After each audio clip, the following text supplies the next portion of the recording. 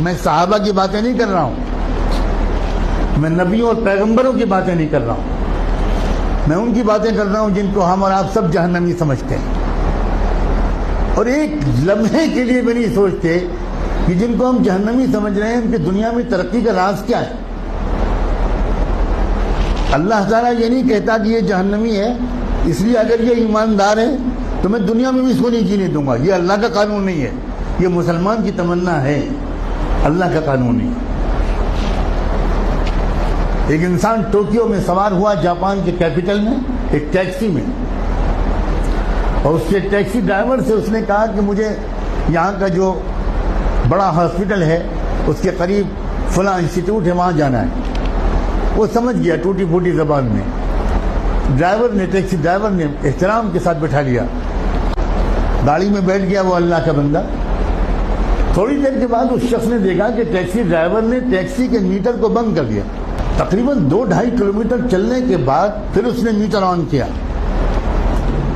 تو جب وہ مسافر اپنی منزل پہ پہنچا تو وہاں مقامی لوگوں نے جو استقبال کیا، میں تو پورا پیمنٹ کرنا چاہتا ہوں، اس نے میٹر درمیان میں بند کیوں کیا؟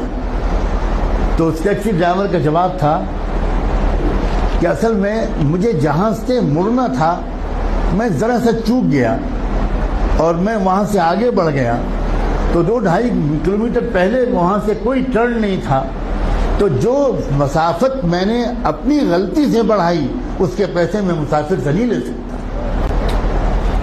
نہ اس نے چلہ لگایا تھا، نہ وہ نماز پڑھتا تھا، نہ وہ کلمہ پڑھتا تھا، نہ اس کی داڑھی تھی، نہ جبہ تھا، نہ ٹوپی تھی، نہ پگڑی تھی، مگر ایمانداری تھی۔